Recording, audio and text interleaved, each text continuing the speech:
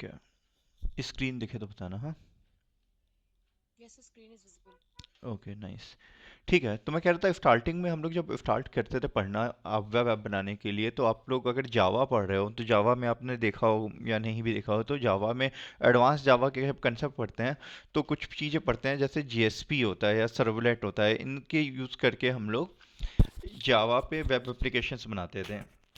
फिर आगे चल के कुछ लोगों ने डिटेल पढ़ी होगी तो उसमें कुछ एडवांस फ्रेमवर्क होते थे, स्ट्रट्स, स्प्रिंग, ये सब वर्ड सुने होंगे। अगर आप लोग में से कोई सी शार्प वाली साइड में है तो उसमें A S P dot net करके होता है, जिसमें आप वेब एप्लीकेशंस बनाते हो। वेब एप्लीकेशंस बनाने के लिए अलग टेक्नोलॉजीज में आता है, जैसे पी एच पी पढ़ते हैं हम लोग, उसमें होता है पाइथन में भी ढेर सारे फ्रेमवर्क्स हैं जिसमें वेब एप्लीकेशन बना सकते हैं, जेंगो एटसेट्रा करके है, कोड इग्नाइटर पीएचपी का है। तो ऐसे बहुत सारी चीज़ें होती थी। लेकिन आज की डेट में जब हम वेब एप्लीकेशंस की बात करते हैं तो most common frameworks, most common languages जिसका यूज़ करके हम वेब एप्लीकेशंस बनाते हैं वो है रिएक्ट और एंगुलर। तो ये दो मोस्ट कॉमन है जो यूज़ हो रही है। ऐसा नहीं है कि यही दो हैं और किसी पे बन नहीं सकता, बनते और भी बहुत सारी चीज़ें हैं, रोज़ नई नई नई चीज़ें आ रही हैं। लेकिन जो मोस्ट कॉमन यूज़ होने वाले हैं वो रिएक्ट या एंगुलर। मैं फिर भी यही कहूँगा कि एंगुलर से भी ज़्यादा रिएक्ट यूज़ हो रही है। बट ठीक है, इस बात का कोई वो नहीं है, काफ़ी जगह आपको एंगुलर यूज़ होते दिखेगी, काफ़ी जगह रिएक्ट यूज़ होते हुए दिखेगी। तो हमारे सेशन में हम कवर करेंगे रिएक्ट। अब अगर बात करते हैं रिएक्ट क्या है, तो कई लोगों ने ऐसे सुना होगा रिएक्ट की जगह पर बोलते हैं रिएक्ट जेएस, राइट? तो रिएक्ट जेएस अगर आप बोल रहे हो तो इसका क्या मतलब, रिएक्ट और JS stand for Java script, correct? तो कुल मिला के हम चाहे एंगुलर पे काम कर रहे हैं चाहे हम रिएक्ट पे काम कर रहे हैं, both are JavaScript only. तो रिएक्ट में भी हम जावा स्क्रिप्ट का ही कोड लिखते हैं, एंगुलर में भी हम जावा स्क्रिप्ट का ही कोड लिखते हैं, और दोनों की हेल्प से ही हम जावा स्क्रिप्ट की हेल्प से ही हम एप्लीकेशंस बनाएंगे। अब सबसे पहले हमें रिएक्ट सीखने के लिए, अपने सिस्टम पे रिएक्ट चलाने के लिए कुछ चीज़ें डालनी पड़ती हैं जिसके बिना आप रिएक्ट एप्लीकेशन नहीं बना सकते। तो वो सबसे पहले क्या डालना होता है आपको, सबसे पहले आपको इंस्टॉल करना होता है अपने सिस्टम पे। आप ऐसे गूगल करो डाउनलोड एंड इंस्टॉल नोड।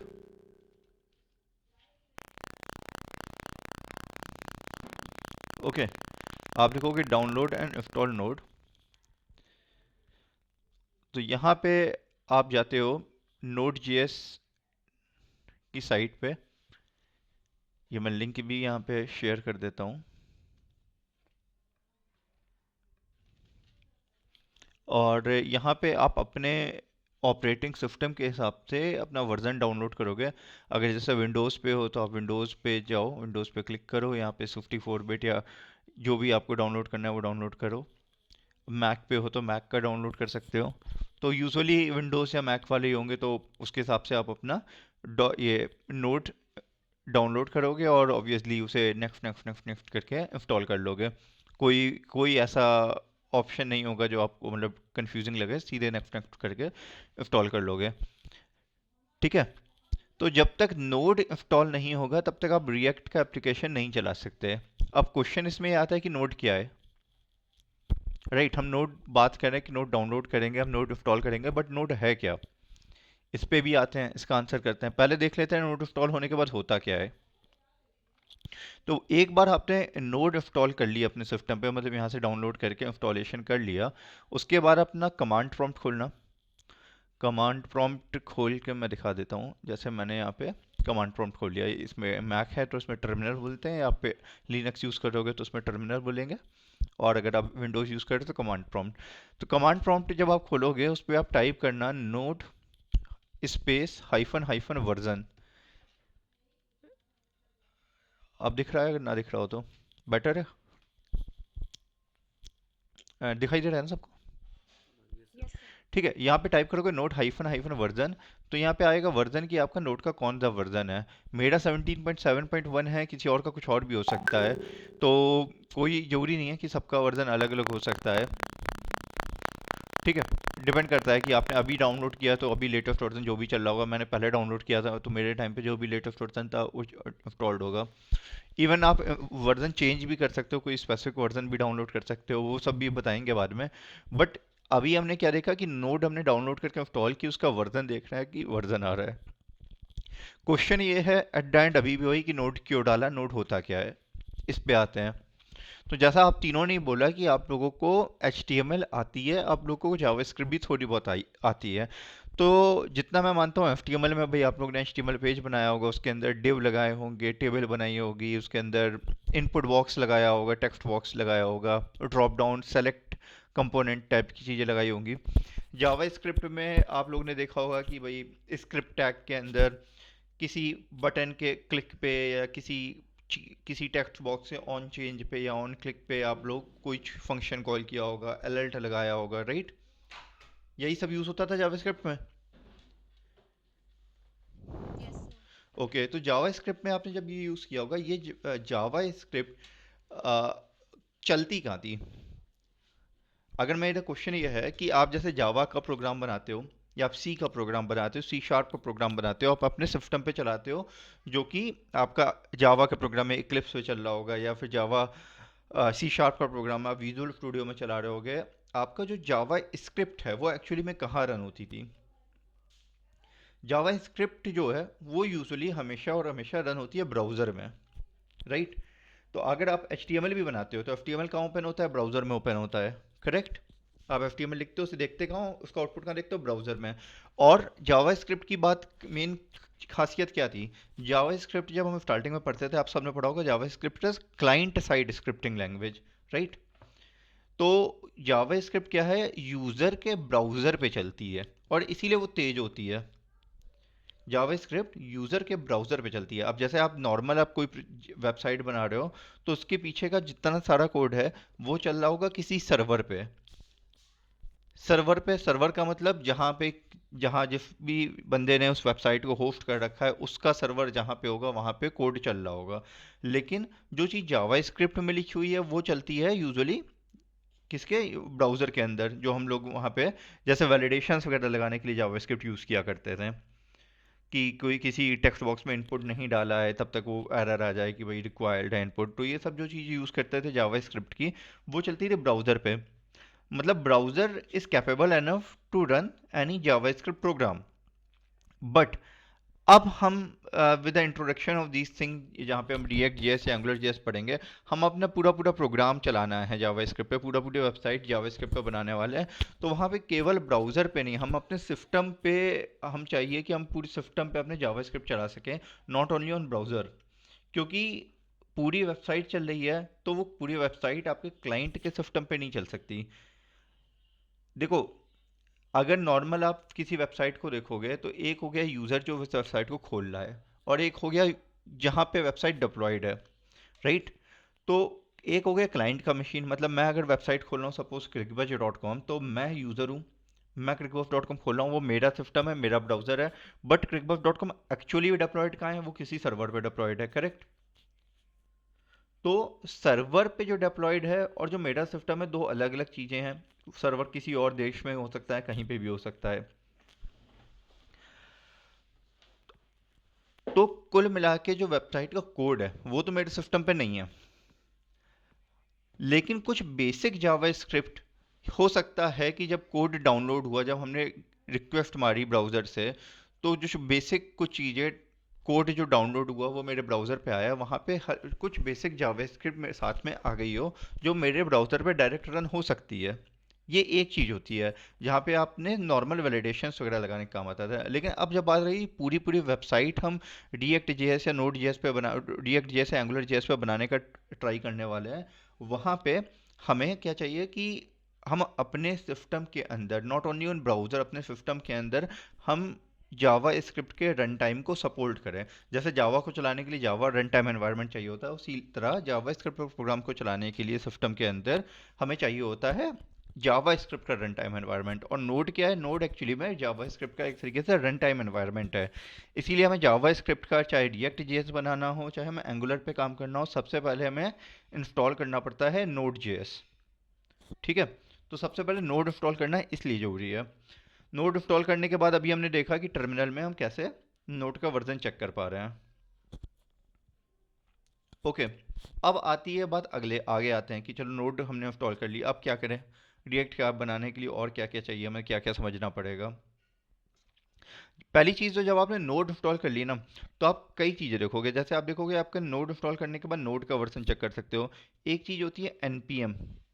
आप npm हाइफन हाइफन वर्जन लिखोगे, आप देख रहे हो npm का वर्जन है। अब npm का क्या मतलब है? npm का फुल फॉर्म है node package manager. Node package manager.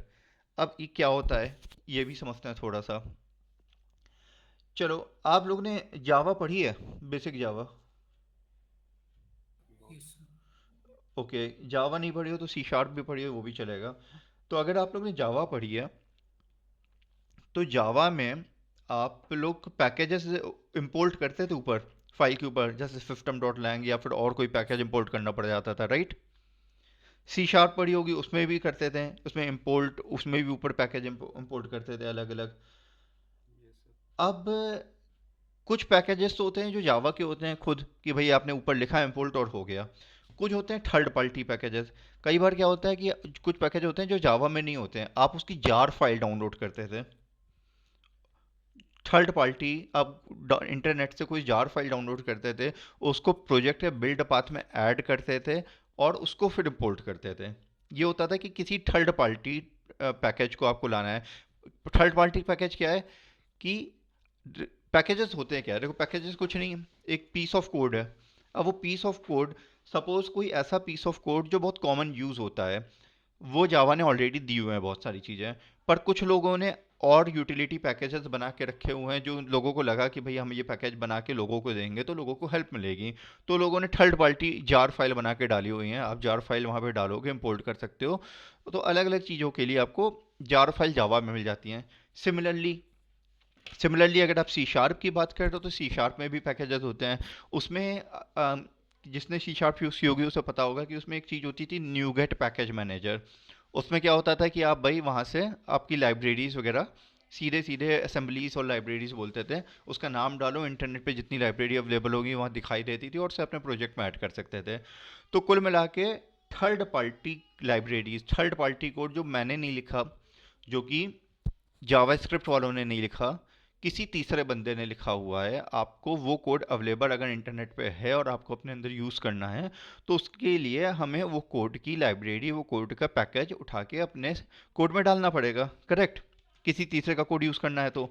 अब वो पैकेज खुद डालने बैठोगे आप, तो आपको पहले पता होना चाहिए वो डाउनलोड कहाँ से होना है, कहाँ पे पड़ा हुआ है। भाई मैंने कुछ कोड लिख के कोई लाइब्रेरी बनाई, आपने कुछ कोड लिख के लाइब्रेरी बनाई, सबने अलग अलग जगह डाल रखा होगा। तो अब वो पहले तो लाइब्रेरी डाउनलोड करनी पड़ेगी, डाउनलोड करने के बाद उसे इंस्टॉल करना, ये सब करना मैनुअली अपने आप में एक हेक्टिक काम है। तो उसके लिए, उस चीज़ को हेल्प करने के लिए जावास्क्रिप्ट में ये बहुत अच्छी चीज़ बनी है, जैसे बोलते हैं npm, नोड पैकेज मैनेजर।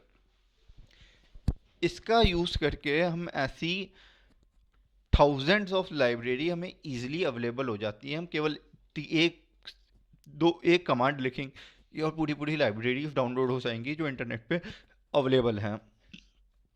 तो वो भी हम देखेंगे करके आगे कैसा हो सकता है। नोट पैकेज मैनेजर की हेल्प से हम लोग थर्ड पार्टी लाइब्रेरीज को डाउनलोड और अपने प्रोजेक्ट के अंदर इंस्टॉल कर सकते हैं। ये इन शॉर्ट है, काम क्या करता है। समझ में तब आएगा जब करता हुआ देखेंगे। तो अभी बस ये था बताने के लिए। अब थोड़ा आगे बढ़ते हैं।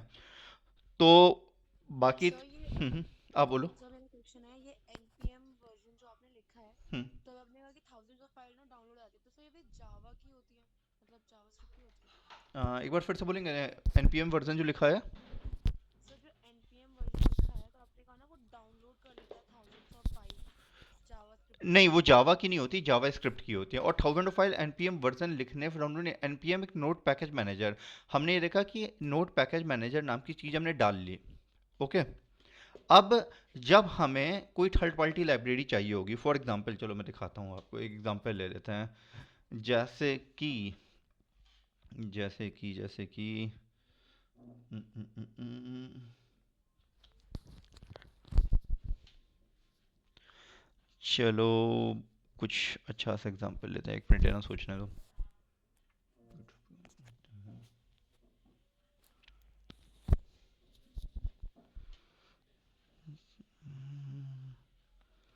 चलो, अलग अलग चीज़ होती हैं, जैसे एक,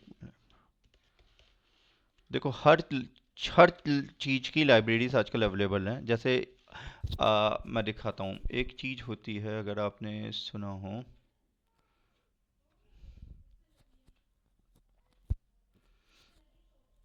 देखो जैसे क्या बोलते हैं, आप एक एग्जांपल बताता हूँ, जैसे क्रिकबज है। मैं हमेशा क्रिकबज का एग्जांपल लेता हूँ तो वही लेके चलता रहा हूँ। जैसे क्रिकबज है, यहाँ पे आप लोग देख रहे हो ये स्कोर्स आ रहे हैं, राइट?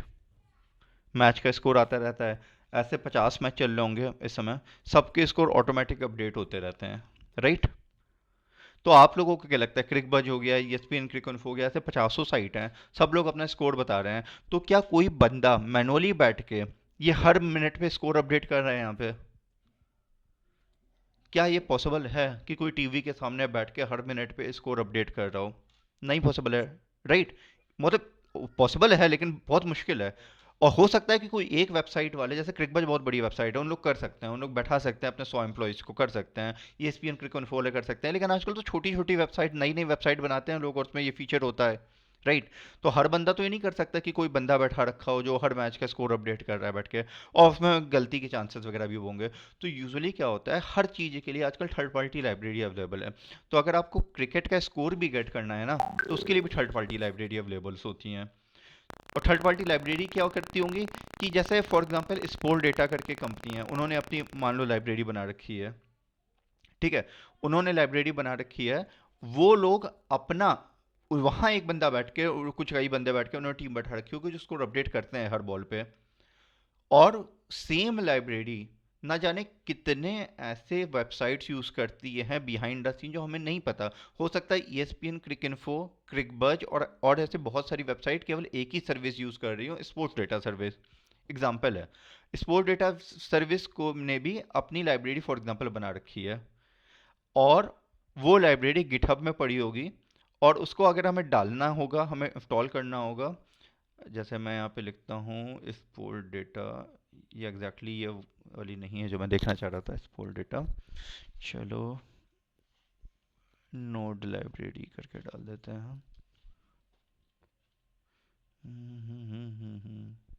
जैसे ये है, ठीक है, ये है आपकी। अब अगर आप इसे केवल आप ये लिखोगे, npm आपने डाल लिया, आप लिखोगे npm इंस्टॉल स्पोर्ट डेटा, केवल एक लाइन लिखोगे, और स्पोर्ट डेटा की पूरी लाइब्रेरी एक साथ आपके सिस्टम पे डाउनलोड हो जाएगी। तो ऐसे हजारों लाइब्रेरीज गिटहब पे अवेलेबल हैं। केवल आपको जो लाइब्रेरी यूज़ करनी है, npm इंस्टॉल और उसका नाम लिखो, वो आपके सिस्टम पे डाउनलोड हो जाएगी। उसके बाद आप उसका एग्जाम्पल कोड यहाँ से देख के यूज़ कर सकते हो सीधे अपने आपके। मतलब आपको बाकी चीज़ें कुछ लिखने की जरूरत नहीं है। आपको सारा डेटा इसमें से जो जो ये पूरी लाइब्रेरी सपोर्ट करती है वो सब आपका कोड अब सपोर्ट करने लगेगा। तो ये बस एग्जांपल है कि थर्ड पार्टी लाइब्रेरीज लोग लिख के रखते हैं जो फ्रीली अवेलेबल हैं, ओपन सोर्स हैं। उन freely available third party library को हम npm की हेल्प से इंस्टॉल कर सकते हैं और उसे यूज़ कर सकते हैं। कैसे? ऑब्वियसली हम करके देखेंगे। अभी तो हमने पहला रिएक्ट ऐप भी नहीं बनाया, तो वो शुरू करेंगे, फिर देखेंगे कैसे कैसे यूज़ कर सकते हैं, राइट? तो ये था बिल्कुल बेसिक। और आगे बढ़ते हैं, चलो थोड़ा और आगे बढ़ते हैं। तो चलो एक काम करते हैं, फर्स्ट ऐप ही बनाते हैं। तो सबसे पहले मैं खोलता हूँ एक फोल्डर खाली, एक सेकेंड है ना। ठीक है, चलो मैंने क्या किया, मैंने एक फोल्डर बनाया है रिएक्ट नाम का, एम्प्टी फोल्डर बनाया है। ओके, एक एम्प्टी फोल्डर बनाया है रिएक्ट नाम का। अब यहाँ पे मैं फॉर एग्जांपल अपना रिएक्ट का पहला एप्लीकेशन बनाना चाहता हूँ, ठीक है? तो मैं टर्मिनल का यूज़ कर सकता हूँ ये काम करने के लिए, या मैं VS कोड का यूज़ कर सकता हूँ। तो जो IDE हम लोग यूज़ करेंगे कोड लिखने के लिए, जो IDE हम यूज़ करेंगे कोड लिखने के लिए रिएक्ट का, वो है VS कोड। ऐसा नहीं कि VS कोड ही है, ऐसी बहुत सारी लाइब्रेरी है, इवन नोटपैड पे भी आप लिख सकते हो, लेकिन मोस्ट कॉमन लाइब्रेरी जो यूज़ करते हैं सब लोग वो VS कोड है। और बहुत अच्छी लाइब्रेरी है, बहुत अच्छी IDE है। तो फॉर एग्जांपल मैंने VS कोड खोला, ओपन हो रहा है, ठीक है? VS कोड खोला, VS कोड में मैंने ओपन पे क्लिक किया, कोई एक फोल्डर खोल लिया। मैं यहाँ पे गया कृष्णवरम रिएक्ट, ये मैंने फोल्डर खोल लिया, ठीक है? अब यहाँ पे यहाँ पे ये वीएस कोड की विंडो ऐसे है। विजुअल स्टूडियो कोड भी आप लोग डाउनलोड करके इंस्टॉल कर लेना, नेट पे मिल जाएगा इजीली, अगर नहीं किया हो तो ये बेसिक जो चीज़ें आज बता रहा हूँ ना, आज बस मैं इंस्टॉलेशन और बिल्कुल बेसिक ही बताऊंगा, तो इतना नेक्स्ट क्लास से पहले करके रखना आप लोग, ताकि अगली क्लास में वो साथ साथ करके देख सको या उस काम आएगा। ओके, ठीक है, चलो। तो अब देखो, हमें एप्लीकेशन बनाना है, उसके लिए हमें कुछ कमांड चलानी है। कमांड चलाने के लिए हमारे पास दो जगह हैं, या तो हम कमांड प्रॉम्प्ट पे या टर्मिनल पे डायरेक्ट चला सकते हैं, या फिर हम वीएस कोड के अंदर अपना एक टर्मिनल होता है, उसको खोलने के लिए हम क्या कर सकते हैं, यहाँ पे क्लिक करके न्यू टर्मिनल पे क्लिक कर सकते हैं। एक तरीका ये होता है। दूसरा तरीका ये होता है कि ये ब्लू लाइन नीचे दिख रही है, ये देख रहे हो ब्लू लाइन, इस ब्लू लाइन पे अगर आप कर्सर रखोगे तो ये देखो यहाँ पे ऐसे दिखता है, और इसे ड्रैग करके ऊपर कर दो तो टर्मिनल ऐसे खुल जाता है। तो दो ऑप्शन है, आप मेन्यू पे जाके न्यू टर्मिनल क्लिक कर सकते हो, या फिर यहाँ से टर्मिनल खोल सकते हो। तो ये अगेन कुछ नहीं है, कमांड प्रॉम्प्ट की विंडो है मान लो। ओके,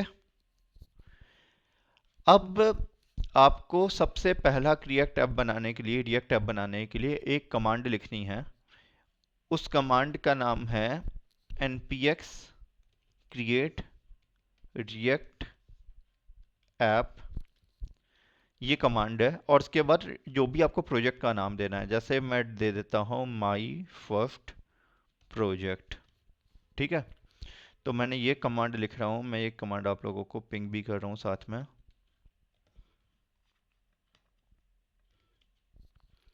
इतना लिख के मैंने जैसे एंटर मारा, तो ये कुछ कुछ कर रहा है। क्या कर रहा है करने देते हैं, जो भी कर रहा है, वेट करते हैं 1 मिनट का।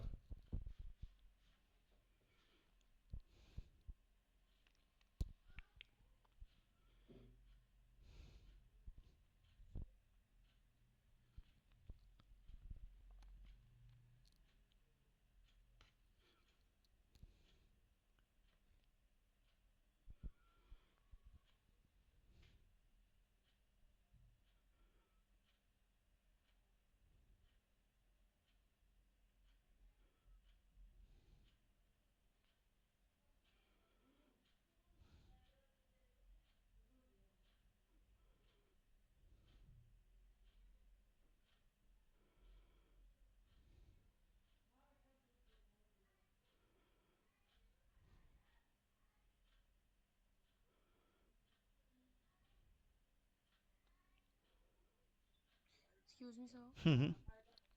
सर ये मैंने अभी लिखा है अपने कमांड प्रॉम्प्ट पे। हाँ हाँ। तो इट्स लाइक शोइंग मी कि need to install the following packages, create react app @5.0.1। Okay, आपने नोट इंस्टॉल कर लिया already? Yes sir, note okay, मैंने इंस्टॉल कर आप लिया। मुझे एरर भेजोगे एक बार, जरा यहाँ पे ठीक है यहाँ पिंग करना, यहाँ पे या व्हाट्सएप पे कहीं पे भी। ठीक है सर। हम्म।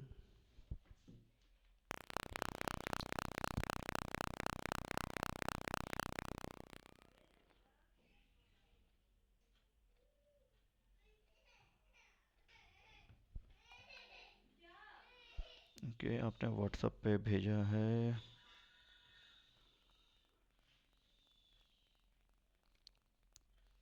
हाँ देखो, इसमें कह रहा है need to install following package, create react app 5.0, okay to proceed, और वाई, आप वाई कर दो।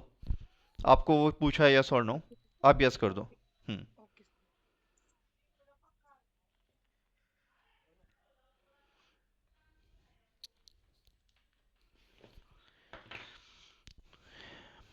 ये बेस्ट वे है कि आप लोग साथ में कर करके देखो। तो कई लोग मोबाइल से ज्वाइन कर लेते हैं, वो ज़्यादा प्रॉब्लमेटिक है, बेटर है लैपटॉप से ज्वाइन करो या साथ में कर करके देखते रहो। तो क्योंकि बाद में पता है होता ही है कि टाइम मिलता नहीं है, और वीडियो से देख के मज़ा भी नहीं आता करने में। तो श्रुति, कुछ दिक्कत आए तो बता देना। नहीं सर, अभी ये ठीक चल रहा है, अब जैसे आपका चल रहा था वैसे ही सेम मेरा भी वर्क कर रहा चलो, बढ़िया बढ़िया। ठीक है, नेक्स्ट स्टेप पे आते हैं। तो देखो, अभी यहाँ पे करके आपका ये कंप्लीट होने के बाद यहाँ पे आपका फर्स्ट प्रोजेक्ट बन गया। इस प्रोजेक्ट के अंदर बहुत सारी चीज़ें आपको दिखेंगी। यहाँ पे फोल्डर दिख रहे हैं अलग अलग, एक फोल्डर बना नोड मॉड्यूल, एक बना पब्लिक, एक बना एसआरसी, उसके बाद git ignore, package log json, package.json, readme dot md। अब इन सबको हम एक एक करके समझेंगे क्या हुआ यहाँ पे, राइट। इसको समझेंगे एक एक करके। समझने से पहले एक बार चला के देख लेते हैं कि डिफ़ॉल्ट जो बना वो बना क्या, हुआ क्या, और इस लाइन से हुआ क्या। देखो इस लाइन से क्या हुआ, जब हमने लिखा npx create react app और अपना प्रोजेक्ट का नाम, इसने एक खाली एम्प्टी प्रोजेक्ट बना दिया हमारे लिए विथ सम डमी डेटा। मतलब जैसे आप बोलते हो ना, जावा में बोलते थे या किसी भी लैंग्वेज में हेलो वर्ल्ड एप्लीकेशन बनाते हैं, तो आप क्या करते थे, एक पब्लिक स्टैटिक वॉइड में अंदर लिखा system dot out dot println hello world, तो वो होता था कि भाई आपका हेलो वर्ल्ड एप्लीकेशन बन गया, सिंपल सी एक क्लास के अंदर, राइट। पर आप हेलो वर्ल्ड एप्लीकेशन बनाने के लिए थोड़ी सी मेहनत ये करते थे कि आप क्लास बनाते थे, क्लास के अंदर पब्लिक स्टैटिक वॉइड मेन लिखते थे, स्ट्रिंग आर्ग्स लिखते थे, उसके अंदर system dot out dot println लिखते थे, 8-10 लाइन का कोड लिखते थे खुद से टाइप करके। यहाँ पे भी आप लिख सकते हो अपने आप से खुद से टाइप करके, बट इन्होंने एक यूटिलिटी दी है कि भाई आपको सब कुछ बिल्कुल बेसिक एप्लीकेशन जब बनाना है, स्टार्ट करना है, तो आप एक छोटा सा कमांड चलाओ, हम बना देंगे ना आपके लिए। आप क्यों मेहनत कर रहे हो हर बार टाइप करने की, आप ये 6-7 फाइल खुद से भी टाइप करके बना सकते हो, बट टाइप क्यों करना, हमने बना के दे दिया आपको, अब आप एडिट कर लेना इसी को। तो उन्होंने क्रिएट रिएक्ट ऐप इसलिए दिया है कि एक बेसिक एप्लीकेशन वो बना के हमें दे दिए है। अब हमारी मर्जी हम इसको कैसे एडिट करना चाहें, तो इन्होंने बना के दे दिया। सबसे पहले एक बार चला के देखते हैं, उसके बाद इन फाइल्स को समझने की कोशिश करेंगे कि इसमें हो क्या रहा है। तो अब चलाने के लिए हम क्या करें, सबसे पहले देखो अभी आप अगर आप देखोगे, आप रिएक्ट वाले फोल्डर में हो जिसके अंदर मैंने ये फुल प्रोजेक्ट बना, तो सबसे पहले आप उस प्रोजेक्ट फोल्डर के अंदर जाओ। तो कमांड प्रॉम्प्ट आप लोगों ने यूज़ किया होगा, तो अगर मुझे कमांड प्रॉम्प्ट में फोल्डर चेंज करना होता है, किसी फोल्डर के अंदर जाना होता है, तो क्या कमांड लिखते हैं आप लिखते हो C D. C D stand for change directory, right. C D, और उसके बाद जो भी आपका प्रोजेक्ट का नाम, मतलब उसके अंदर का फोल्डर है, तो आप माई फर्स्ट प्रोजेक्ट के अंदर जाना चाहते हो, तो C D my first project लिखा, तो आप माई फर्स्ट प्रोजेक्ट के अंदर आ गए। एक बार आप माई फर्स्ट प्रोजेक्ट के अंदर आ गए, तो मतलब आप प्रोजेक्ट फोल्डर में आ गए। अब आपको प्रोजेक्ट चलाना है, उसके लिए कमांड है npm start। आपने यहाँ पे लिखा npm start, और अब वो कुछ कुछ हो रहा है, अब देखते हैं क्या होता है। तो वो हुआ क्या, ये स्टार्ट कर दिया, और यहाँ पे एक विंडो खोल दी इसने ब्राउज़र की, जहाँ पे लोकल सॉरी लोकल होस्ट 3000 पे ये खुल गया। ओके, तो लोकल होस्ट 3000 पे कुछ खुल गया, एक लोगो सा आ रहा है घूमता हुआ, यहाँ लिखा रहा है edit source app dot J S and save to reload, यहाँ पे आ रहा है लर्न रिएक्ट। तो ये बिल्कुल बेसिक एप्लीकेशन जो उन्होंने बनाया दिया है वो हमें चल गया। क्या लिखा, कुछ नहीं लिखा। प्रोजेक्ट बनाने के बाद हमने लिखा है उस फोल्डर के अंदर जाके npm start, मतलब मैंने सबसे पहले लिखा cd, मैं यहाँ पे पिंग भी कर रहा हूँ, और लिखा npm start। ठीक है, तो मैं चैट विंडो में जो डाल रहा हूँ आप लोग को सेव करना हो कर लेना, क्योंकि चैट विंडो में जो भी डालते हैं वो चला जाता है कॉल खत्म होते ही। तो ये मैंने कमांड डाल दी है चैट विंडो पे जो मैंने टाइप की, यहाँ पे आप देख सकते हो कि हमारा फर्स्ट एप्लीकेशन बन के चल गया है। ठीक है, अच्छा लग रहा है देख के कि कुछ चल गया। आप समझने की कोशिश करते हैं कि भाई ये सब फाइल्स क्या हैं। स्टार्ट करते हैं readme.md से। readme.md में कुछ नहीं, कुछ बेसिक बातें लिखते हैं कि भाई हम अपने एप्लीकेशन में क्या बना रहे हैं, उसका मोटो क्या है, उसे चलाना कैसे है, उसे टेस्ट कैसे करना है, फालतू की बातें लिखते हैं फॉर हेल्प के लिए, कि किसी और को हम अपना प्रोजेक्ट देंगे या गिटहब में अपना प्रोजेक्ट डालेंगे। गिटहब यूज़ किया सबने, गिटहब यूज़ किया तीनों, आप तीनों ने? Okay, yes sir. Nice nice nice. नहीं भी यूज़ किया हो तो गिटहब क्या है, गिटहब कुछ नहीं है, एक हमारा वर्जन मैनेजमेंट टूल है, या फिर आप बोल सकते हो कि अपने कोड को रखने का टूल है। आप कोड को इंटरनेट पे डाल सकते हो, लोगों से शेयर कर सकते हो, और कोलैबोरेशन के लिए एक टूल है। आप मल्टीपल, आप टीम में काम कर रहे हो या 10 लोग काम कर रहे हैं, 10 लोग वो सेम गिटहब रेपोजिटरी को यूज़ करके काम कर सकते हो, अपना अपना कोड पुश कर सकते हो। बहुत सारी चीज़ें होती हैं, बहुत सारी चीज़ें होती हैं। बहुत कॉमनली यूज टूल है गिटहब हो गया, गिटलैब हो गया, बिटबकेट हो गया, बहुत सारे टूल्स होते हैं जो बहुत कॉमन यूज़ होते हैं। तो गिटहब में अगर आप कोई भी प्रोजेक्ट खोलते हो, जैसे अभी मैंने गिटहब में एक प्रोजेक्ट खोला था, मैं फिर से जाता हूँ गिटहब में, जैसे मैंने कोई भी प्रोजेक्ट खोला, जैसे अभी यही खोला था स्पोर्ट डेटा, तो यहाँ पे आप ये देख रहे हो, ये डिटेल आ रही है कि भाई आपको कैसे इंस्टॉल करना है, फिर चलाना कैसे है, उसका सैम्पल एग्जाम्पल क्या है, टेस्ट कैसे करना है, ये सब चीज़ें लिखी हैं, कुछ डॉक्यूमेंटेशन डाल रखे हैं। तो ये सारी चीज़ें जो लिखी हैं, ये क्या है, ये readme.md का कंटेंट है। तो आप readme.md फाइल के अंदर जो भी टाइप करोगे वो गिटहब के मेन पेज पे दिखाई देगा आपके प्रोजेक्ट के। ओके, तो readme.md लिखने का मेन मोटो क्या होता है? readme.md contains the some instruction about your project. It may contain anything. It's not restricted कि आपको यही यही यही डालना है। जो चाहे आप डाल सकते हो, जितने डेप्थ में चाहे डाल सकते हो, लेकिन बहुत बेसिक बातें होती हैं कि आप क्या डालोगे, कि आपका प्रोजेक्ट क्यों बनाया है, प्रोजेक्ट का मोटो क्या है, प्रोजेक्ट क्या करता है, प्रोजेक्ट कैसे स्टार्ट होगा, प्रोजेक्ट कैसे इंस्टॉल होगा, यही तीन चार चीज़ें बस। मेन ये मोटो होता है, इतना डालना होता है। तो बेसिक इन्होंने कुछ फालतू की चीज़ें रिएक्ट ऐप के बारे में लिख के दे देते हैं, इसे आप हटा के अपना बेसिक से डाल सकते हो। अच्छा, जब आउट ऑफ द कोर्स बात है, एक तरीके से देखा जाए हमारे स्कोप से बाहर है, बट फिर भी मैं बताता हूँ। डॉट एम डी फाइल जो होती है, dot M D stands for markdown. ठीक है, तो ये वर्ड पता होना चाहिए। M D file markdown file कहलाती है। आजकल बहुत कॉमन एक्सटेंशन है फाइल का जो हम यूज़ करते हैं कभी कोई भी अपना डॉक्यूमेंट वगैरह बनाने के लिए। तो नॉर्मल डॉक्यूमेंट वगैरह जो पहले आप सबसे कॉमन यूज़ होता था कि भाई टेक्स्ट फाइल या डॉक फाइल में बनाते थे, आजकल एमडी फाइल में डॉक्यूमेंट्स बनने लगे हैं बहुत ज़्यादा। तो एमडी फाइल का कुछ अपने अपने सिंटैक्स होते हैं। जैसे आपने सिंगल हैश के बाद कोई लाइन लिख रहे हो तो हेडिंग होती है, डबल हैश के बाद लिख रहे हो तो उससे छोटी हेडिंग होती है, ट्रिपल हैश के बाद लिख रहे हो तो उससे छोटी हेडिंग होती है। तो आप ये देख रहे हो, ये बड़ी हेडिंग है, ये छोटी हेडिंग है, और उस बाकी अंदर और चीज़ें और छोटे भी आ जाएंगे। फिर मतलब इस टाइप से कर करके चीज़ें आती हैं। तो ये जैसे यहाँ पे, ये तो खैर एनीवेज हमारा नहीं है। तो ये होता है आपका, अलग अलग सिंटैक्स होता है। तो एमडी फाइल कैसे बनाते हैं वो आप लोग नेट पे देख सकते हो।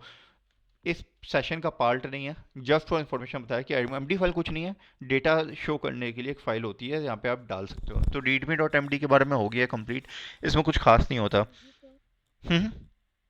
सर मैंने ना ये डाउनलोड कर दिया था। हाँ तो हाँ। इसमें जैसे आपके फाइल्स आपने बताया ना कि माई first project and node module सब क्रिएट हो जाएगा, ये मेरे पे तो क्रिएट नहीं हुआ। आप दिख रहा है? हेलो। आवाज़ आ रही है Shruti? Yes yes sir, yes sir.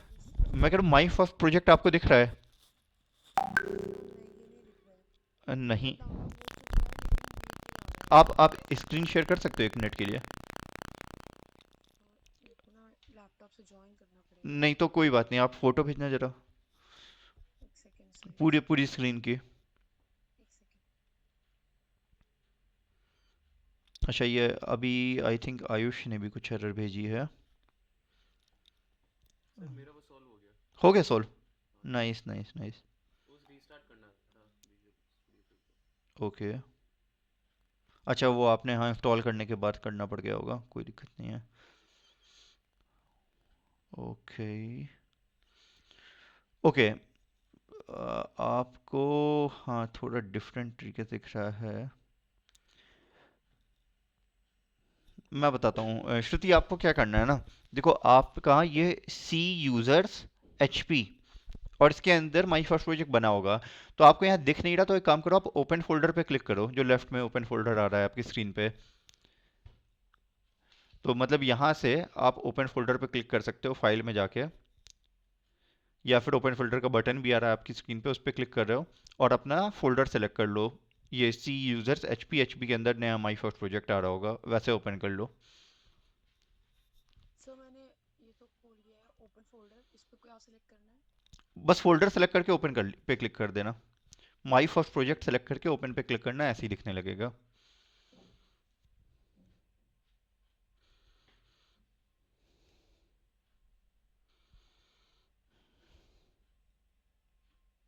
Yes sir, now it's showing. Nice nice, बढ़िया, शानदार। ठीक है, तो यहाँ पे दिखने लगा। रीडमी डॉट एम डी के बारे में बात करते थे, वो मैंने बता दिया, सीधा साधा कुछ खास नहीं है। नेक्स्ट पे आते हैं हम package dot JSON. Package dot JSON के अंदर बहुत सारी बातें लिखी होती हैं, क्या क्या होती हैं डिटेल में हम बाद में समझेंगे। कुछ बेसिक चीज़ें होती हैं जो काम की होती हैं। एक होता है नाम प्रोजेक्ट का, प्रोजेक्ट है वर्जन, बाय डिफ़ॉल्ट 0.1.0 होता है। अब जैसे हम किसी प्रोजेक्ट पे काम करते हैं, और जब ऑफिशियली बात करूँ, आप किसी ऑर्गेनाइजेशन में काम करो तो भाई प्रोजेक्ट तो सालों साल चलते हैं, राइट?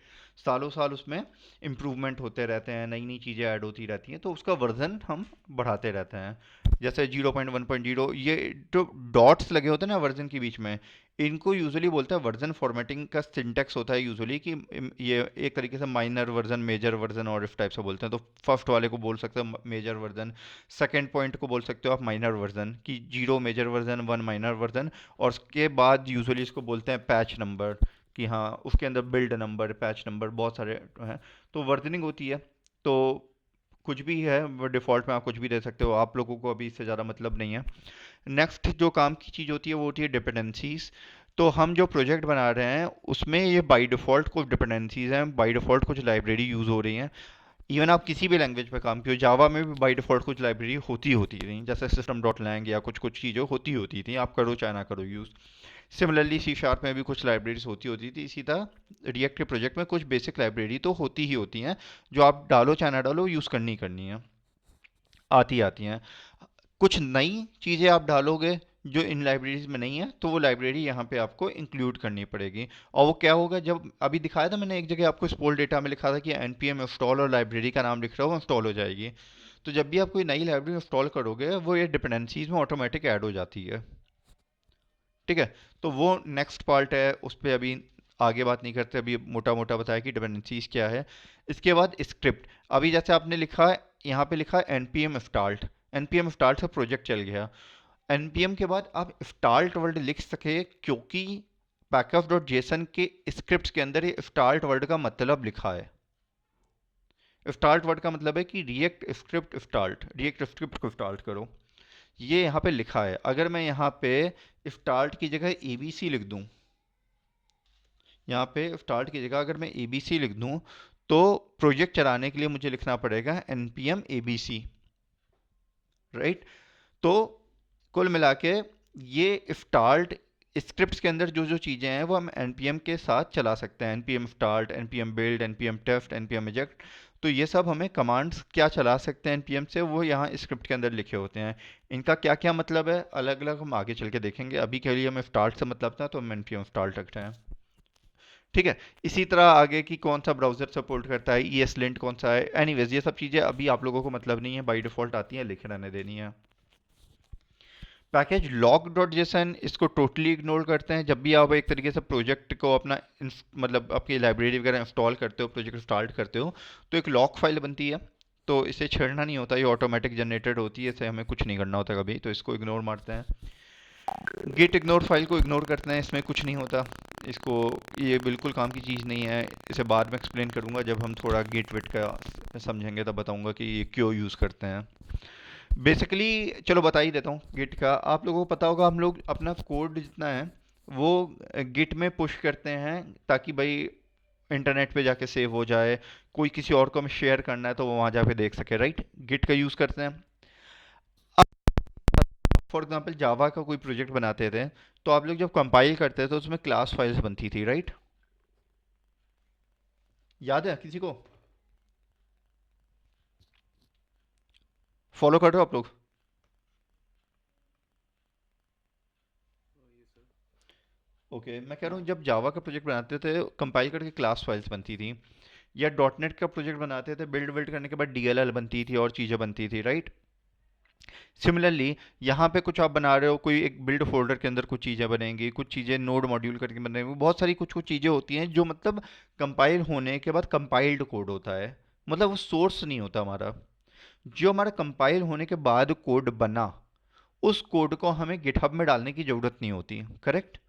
क्योंकि वो तो आपने अगर एक बार सोर्स कोड जहाँ पे आपने एक्चुअल कोड लिखा है वो अगर आपने गिटहब में डाल दिया, तो कोई भी बंदा उसको लेके उसे कंपाइल करके अपना कंपाइल्ड कोड बना लेगा।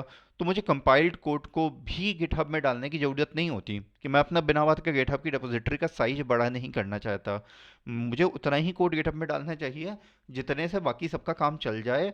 मुझे कंपाइल्ड कोड डालने का मतलब नहीं है, कंपाइल्ड कोड तो एनीवेज ऑटोमेटिक जनरेट होना है, करेक्ट। तो जो भी ऐसा कोड होता है जो मुझे गिटहब में पुश नहीं करना होता, उस कोड के फोल्डर का नाम मैं यहाँ डॉट गिट इग्नोर में डाल देता हूँ। तो अब मैं जब भी गिट कोड पुश करूँगा तो ये सब नोड मॉड्यूल्स का कोड, बिल्ड फोल्डर का कोड, ये सब गिटहब में नहीं जाएगा। ओके, तो ये होता है गिट इग्नोर का मतलब, इस फाइल के अंदर लिखते हैं। अब देख लेते हैं सोर्स के अंदर क्या है। तो सोर्स के अंदर आप कुछ फाइल देख सकते हो, app dot C S S, app dot J S, index dot C S S, index dot J S, logo है, ये सब फाइल्स पे एक एक करके आएंगे। पब्लिक के अंदर देख सकते हैं, पब्लिक के अंदर कुछ नहीं है, कुछ आइकन्स हैं, जैसे फेविकॉन आइकन लिखा है।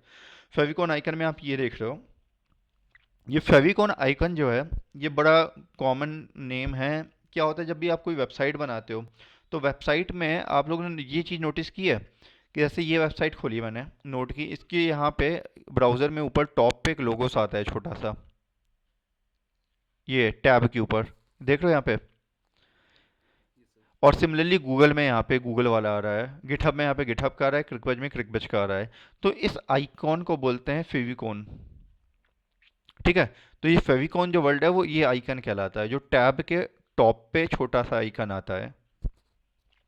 तो हमारे में ये आइकन फेविकॉन आइकन पड़ा हुआ है, तो अगर हमने जो अभी वेबसाइट चलाई थी इसको देखो तो इसके टॉप पे ये आइकन आ रहा है। ओके, तो ये फेविकॉन आइकन हो गया। उसके बाद आप देख सकते हैं यहाँ पे भाई लोगो वोगो डाल रखे हैं, कुछ नहीं, कुछ छोटी छोटी चीज़ें, यही सब जो वहाँ पे घूमता हुआ दिखा रहा है। तो ये हमारा कुछ बेसिक्स इमेजेस फाइल है। एक HTML फाइल है, इसके अंदर कुछ कोड लिखा है, और बाकी कुछ JS और CSS फाइल हैं, उसके अंदर कुछ कोड लिखा है। एक एक करके समझेंगे आगे। अभी तक जितना बताया क्लियर है? Yes sir. नाइस, ठीक है। तो अच्छा, एक वर्ड और सुना होगा आप लोग ने, उस पे भी आते हैं। किसी ने पता नहीं सुना है नहीं सुना, बात करते हैं। एक वर्ड आजकल बड़ा कॉमन चलता है, जैसे बोलते हैं सिंगल पेज एप्लीकेशन। कुछ लोग बोलते हैं कि सिंगल पेज एप्लीकेशन बनाना है हमें, single page application. Single page application का क्या मतलब होता है? शॉर्ट में कुछ लोग स्पा भी बोलते हैं, सिंगल पेज एप्लीकेशन। तो सिंगल पेज एप्लीकेशन का मतलब क्या होता है?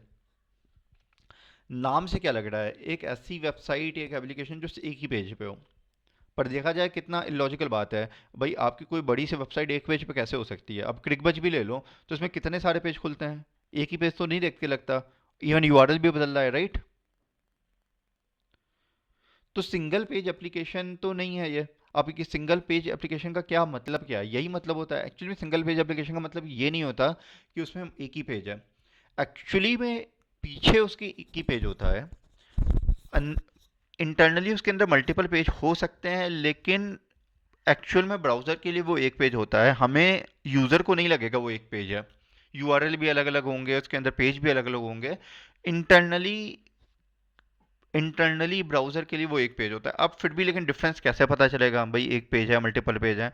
तो फॉर एग्जांपल ये नोड जेएस की साइट है, आई गेस कि ये सिंगल पेज एप्लीकेशन नहीं होगी। अभी देखो मैंने यहाँ पे होम पे क्लिक किया, और आप यहाँ इस चीज़ पे नोटिस करना, ये जो आइकन दिख रहा है ना फेविकॉन, इस पे नोटिस करना सब लोग। अब मैं अबाउट पे क्लिक सुबह किया 11 तो ये रीलोड हुआ पेज। ये नोटिस किया मैंने, जैसे कुछ भी क्लिक कर रहा हूँ ये घूम रहा है हल्का सा 1 सेकंड के लिए, राइट? ये नोटिस किया आप लोगों ने कि ये घूम रहा है आइकन जब भी क्लिक कर रहा हूँ? तो यस सर। तो इसका मतलब कि पेज रीलोड हो रहा है, कोई नया पेज खोल रहा है, घूम रहा है। ये रीलोडिंग का जो आइकन दिख रहा है ये बता रहा है कि भाई ये सिंगल पेज एप्लीकेशन नहीं है। अब कोई और एग्जांपल लेते हैं। फॉर एग्जांपल चलो मैं खोलता हूँ यूट्यूब। यूट्यूब पे चलो यार किसी का चैनल खोला जाए, क्या खोल लिया जाए? चलो प्राइम वीडियो का चैनल खोला जाए, ठीक है। अभी आप लोग देखना, ये यूट्यूब का आइकन देखना, ठीक है। अब मैंने वीडियोस वीडियोस पे क्लिक किया, शॉर्ट्स पे क्लिक किया, लाइव पे क्लिक किया, आइकन वो घूम रहा है? नहीं घूमा सर। नहीं घूम रहा ना, क्योंकि this is a single page application.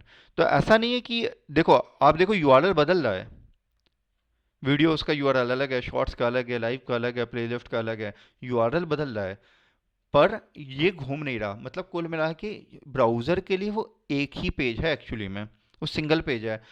User को नहीं पता चल रहा कि इसमें एक पेज है मल्टीपल पेज है, बट ये घूम नहीं रहा। अब इससे फ़र्क क्या पड़ रहा है? जब ये नहीं घूम रहा वो एक ही पेज में, वो रिलेटिवली क्वाइट फास्ट होगा किसी नॉर्मल एप्लीकेशन के। देखो नोड जेएस की वेबसाइट में तो केवल टेक्स्ट टेक्स्ट लिखा है, फोटो वोटो है ही नहीं ज़्यादा, ना फोटो है ना वीडियो है, इसलिए वो तेज चलता हुआ दिख रहा है सिंगल पेज एप्लीकेशन ना होते हुए भी। लेकिन जैसे यूट्यूब जैसी साइट जिसमें इतने सारे वीडियो, इतना सारा कंटेंट होता है लोड करने में, अगर ये सिंगल पेज एप्लीकेशन नहीं होती तो ये इतनी तेज नहीं चलती जितनी तेज ये चलते हुए दिख रहा है यहाँ पे। ऑब्वियसली बाकी नेट की स्पीड पे डिपेंड करता ही करता है, ठीक है। तो ये होता है सिंगल पेज एप्लीकेशन। अब सिंगल पेज एप्लीकेशन ये तो हो गया कि पहचानना कैसा है सिंगल पेज एप्लीकेशन, कौन सा है कौन सा नहीं है। कोड लेवल पे भी आएंगे कि सिंगल पेज एप्लीकेशन कैसे होता है क्या होता है। चलो वापस आते हैं कोड पे। अब कोड पे वापस आते हैं तो देखो क्या है, एक index.html फाइल है। किसी भी वेब एप्लीकेशन में जो एंट्री फाइल होती है वो यूजुअली index.html ही नाम होता है उसका। सारे एप्लीकेशन में, चाहे जावा में भी पढ़ी थी मैंने, वही index.html नाम रखते थे, या index.jsp हो जाता था, या फिर टाइप से। तो यहाँ पे भी एक index.html फाइल है, नॉर्मल html लिखी हुई है। इसमें से कमेंट अगर हटा दें तो और छोटी हो जाएगी, तो फालतू की लाइन्स हटा देता हूँ ताकि देखने में इजी लगे। आप लोगों को दिख ना रही हो तो मैं थोड़ा जूम इन कर देता हूँ।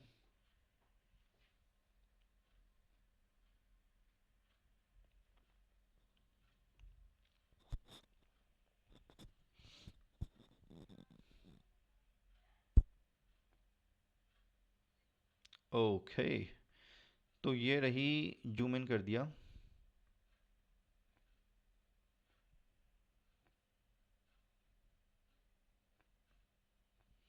ओके, तो यहाँ पे देख सकते हो कि भाई index.html फाइल है। इसके अंदर क्या है, कुछ नहीं, नॉर्मल html लिखी है।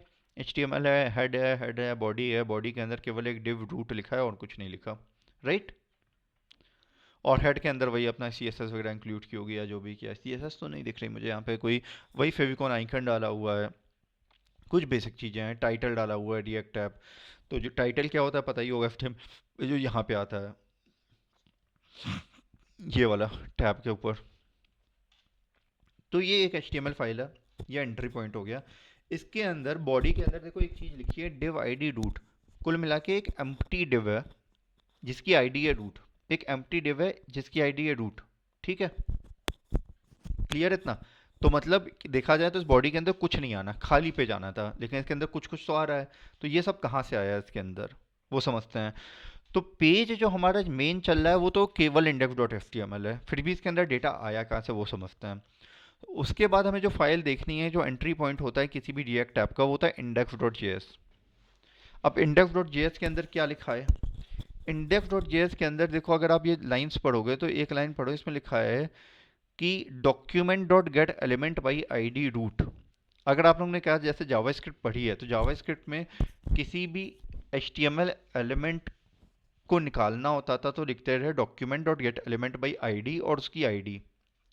तो जो ये वर्ड है document.getElementById root, ये क्या करेगा, इस पेज में से रूट नाम की आईडी वाला टैग निकालेगा। मतलब ये div टैग इस वेरिएबल के अंदर आ जाएगा, रूट वाला div टैग इस वेरिएबल के अंदर आ जाएगा, क्लियर है। और क्या किया उसने, उस रूट वाले टैग मतलब उस div के अंदर ये वाला पोर्शन रेंडर करा रहे हैं। अब ये क्या चीज़ है इसे समझेंगे। तो इसमें भी आप इस लाइन को स्किप कर सकते हो कि ये क्या है, स्ट्रिक्ट मोड मेन है ऐप। तो ऐप नाम का टैग लिखा है हमने, राइट। इस ऐप नाम के टैग को रूट के अंदर हम क्या करा रहे हैं, रेंडर करा रहे हैं। अब ऐप क्या है, ऐप नाम का जो टैग दिख रहा है ये एक्चुअली में एक रिएक्ट का कंपोनेंट है। कंपोनेंट क्या होता है इस पे आऊँगा भी, लेकिन अगर आपको देखना है ये ऐप क्या है तो देख सकते हो इम्पोर्ट ऐप फ्रॉम ऐप। तो यहाँ ऐप नाम का देखो एक जीएस फाइल बनाई हुई है। तो या तो आप यहाँ से खोल सकते हो, या सिंपल है कि आपको ऐप दिख रहा है, आप कंट्रोल बटन दबाओ विंडोज़ में और कंट्रोल दबा के ऐप को क्लिक करो तो आप पहुँच जाओगे। तो ऐप क्या है, ऐप के अंदर क्या क्या है वो यहाँ पे लिखा हुआ है। और ऐप के अंदर देखो वही सब लिखा है, edit source app dot JS to reload, और एक लोगो लगा हुआ और लर्न रिएक्ट लिखा हुआ है। तो ये जो पूरा पेज है ये एक्चुअली में app.js में लिखा है। app.js को index.js के अंदर लिखा है कि index.html से रूट एलिमेंट उठाओ, रूट एलिमेंट के अंदर ऐप को डाल दो। तो ये पूरा कनेक्शन है कि पेज तो मेनली एक ही है, पेज तो केवल एक ही है, पेज है index.html। That's why it is called a single page application. Page केवल एक ही है, index.html। index.html पेज के अंदर जावास्क्रिप्ट की हेल्प से मैंने उसका मेन div टैग निकाला रूट, और उसके अंदर मैंने app.js का कोड डाल दिया। इतना करने से मेरा यहाँ पे ये आ गया। ये हो गई बात बेसिक कि भाई इंटरनली कैसे चल रहा है। अगर जब आप कोड करने बैठोगे ना तो आपको इससे ज़्यादा मतलब नहीं होगा कि index.html नाम की कोई फाइल भी हुआ करती थी या index.js नाम की कोई फाइल हुआ करती थी। सारा का सारा कोड का काम स्टार्ट होता है app.js से। app.js में अभी ये है, इसी तरह app.js में आप 10 चीज़ें और डाल सकते हो, आप नई फाइल बना सकते हो, डिफरेंट डिफरेंट कंडीशन के बेसिस पे शो कर सकते हो। सब चीज़ देखेंगे आगे एक एक करके, लेकिन ये है बेसिक app.js। अब यहाँ पे लर्न रिएक्ट लिखा है, मैं यहाँ पे लिखता हूँ लर्न रिएक्ट और आगे कुछ भी लिख देता हूँ। मैंने लिखा कृष्ण और यहाँ पे मैंने सेव किया और देखो यहाँ पे जैसे ही मैं सेव करूँगा यहाँ पे तुरंत ऑटोमेटिक अपडेट हो जाएगा। आपको कोई सर्वर रीस्टार्ट वगैरह कुछ नहीं करना है। आप कोड चेंज करोगे, सेव करोगे, सेव करते ही वो वापस यहाँ पे सीधे ब्राउज़र पे आपके ऑटोमेटिक अपडेट हो गया। ओके, तो ये हो गया कि आपका भाई पहला रिएक्ट ऐप कैसे आप बना सकते हो। और उस रिएक्ट ऐप के अंदर आपने देखा, उसका कोड स्ट्रक्चर समझा, उसमें क्या क्या फाइल्स हैं, कैसे चल रही हैं फाइल, एक दूसरे से कनेक्ट कैसे हो रही है, index.html क्या था, index.js क्या था, app.js क्या है और लिखा क्या है इसके अंदर, ये फंक्शन क्या है, रिटर्न क्या है, ये सब समझेंगे। अभी समझेंगे, लेकिन अभी बिल्कुल बेसिक की है क्या। देखा जाए तो मोटा मोटा HTML और JS ही है। HTML के अंदर एक HTML जब हम नॉर्मल लिखते थे उसके साथ साथ कुछ फंक्शन, रिटर्न और ये सब चीज़ें एक्स्ट्रा लिखी हुई हैं, जिसका मतलब अभी नहीं समझ में आ रहा होगा, कोई बात नहीं है, एक एक करके समझेंगे। लेकिन अभी कुछ नहीं है, बेसिक HTML ही लिखना है, राइट। तो HTML लिखी, HTML में हम चेंज कर सकते हैं नॉर्मल, क्या नॉर्मल डिव लगाए, हेडर लगाए, IMG लगाए, P लगाए, पैराग्राफ टैग लगाए, एंकर टैग लगाए, तो बिल्कुल नॉर्मल HTML ही लिखी है अभी तक हमने, राइट। तो फर्क क्या है कि हमने इसे मल्टीपल फाइल में तोड़ ताड़ के लिख दिया। ठीक है, इतना समझ में आ गया। अब सबसे कॉमन क्वेश्चन जो दिमाग में आना चाहिए भाई, इतना काम अगर मुझे HTML से करना होता, मैं लिटरली एक फाइल के अंदर 10 लाइन के कोड में इतना लिख सकता था, तो इतना ताम झाम करने की ज़रूरत क्या पड़ी जो मैंने इतना लंबा चौड़ा प्रोजेक्ट बना दिया, 15 फाइल बना दी उसके अंदर, एक फाइल से दूसरी फाइल में, दूसरी फाइल से तीसरी फाइल में, तीसरी फाइल से चौथी फाइल में, इतना लंबा चौड़ा कोड ले जाने की ज़रूरत क्या पड़ी। ये तो सीधा सा भी बन सकता था। तो उस बात का सीधा सा आंसर ये है कि ये देखो, अभी हमने एक फाइल बनाई है, बट जब हम प्रोजेक्ट बड़ा बनाते जाएंगे तब हमें उसका बेनिफिट पता चलेगा कि इसका क्या फ़ायदा है रिएक्ट का, क्या ऐसी चीज़ें हैं जो हम प्लेन HTML से नहीं कर पाते और यहाँ पे हम कर पाएंगे। और ये टुकड़ों में जो फाइल बनाई इसका बहुत इंपॉर्टेंस है, इसको समझेंगे। रिएक्ट में क्या होता है कि हम हर चीज़ को कंपोनेंट में तोड़ लेते हैं। एक एग्जांपल के तौर पे बताऊं अगर मैं, चलो मैं यहाँ पे एक साइट खोल लेता हूँ, फॉर एग्जांपल मैं रिएक्ट की खुद की साइट खोल लेता हूँ, तो रिएक्ट, और यहाँ पे मैं डालता हूँ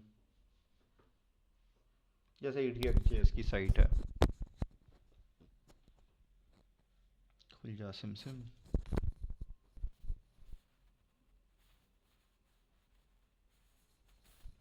ठीक है, अब ये रिएक्ट जेएस की साइट है। अब देखो, आप यहाँ पे देख रहे हो, यहाँ पे ऊपर ये कुछ मेन्यू ऑप्शंस आ रहा है, फिर एक बैनर टाइप का आ रहा है, यहाँ पे कुछ कंटेंट है, कंटेंट के नीचे आके देख रहे हो यहाँ पे कुछ डेटा, ये अपना इनका कॉपीराइट है, इनका लोगो है और कुछ अगेन कुछ लिंक्स हैं, कॉमन है। इसे फुटर बोल सकते हैं, इसको हेडर बोल सकते हैं, ऊपर वाले पार्ट को। ठीक है, अब मैंने मान लो अगले पेज पे गया, अभी मैं मेन पेज पे था, मैं ट्यूटोरियल पे आ गया, ट्यूटोरियल पे बीच का पूरा कंटेंट बदल गया, राइट। हेडर अभी भी वैसा का वैसा है और फुटर भी अभी वैसा का वैसा ही होगा। इसे मैं स्क्रॉल कर देता हूँ खींच के, राइट। फुटर भी है।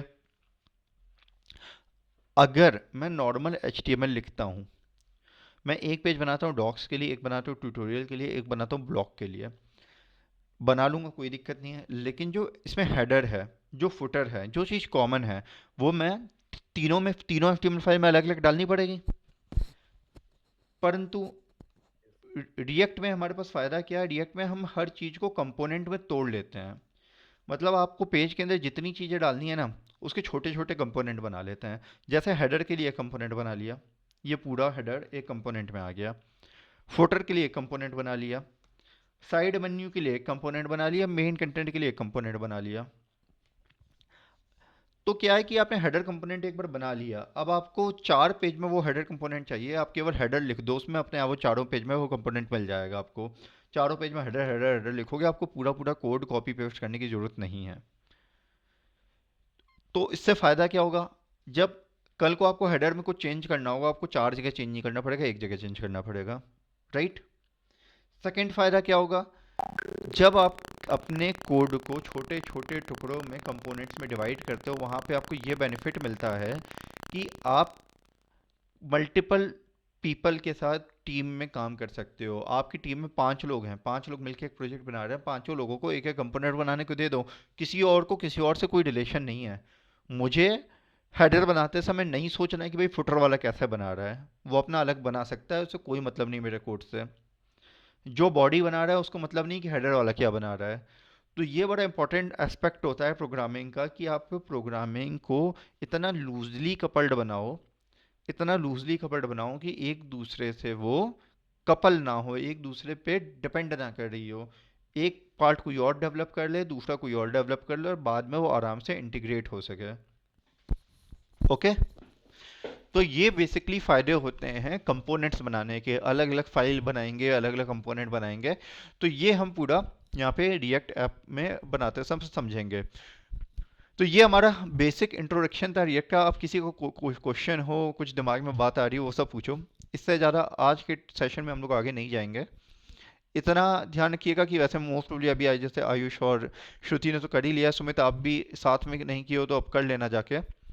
तो जितना अभी किया इतना ट्राई करना, कुछ एक्सपेरिमेंट करना हो करना, बाकी नेक्स्ट सेशन में हम लोग और डिटेल में देखेंगे। कोई क्वेश्चन किसी का? No sir. गुड, ठीक है। तो नेक्स्ट सेशन में हम और डिटेल में जाएंगे। नेक्स्ट सेशन मोस्ट प्रोबब्ली वही सैटरडे संडे जैसे हम लोग 11 बजे से रखते थे, 11 से 1 वही टाइम रखेंगे। थोड़ा बेटर रहता है, दिन दिन में फ्री हो जाते हैं, उसके बाद आपके पास सैटरडे संडे पूरा अवेलेबल होता है। इवनिंग वाला टाइम सही नहीं है, थोड़ा सा सैटरडे संडे सब बिजी रहते हैं। तो मैं ट्राई करूँगा मॉर्निंग में ही कंप्लीट करें, बाकी मैं एक बार एक दिन पहले फ्राइडे तक कंफर्म कर दूंगा ग्रुप पे टाइम सबके लिए। मोस्ट प्रोबब्ली वही 11 to 1 रहेगा। ओके।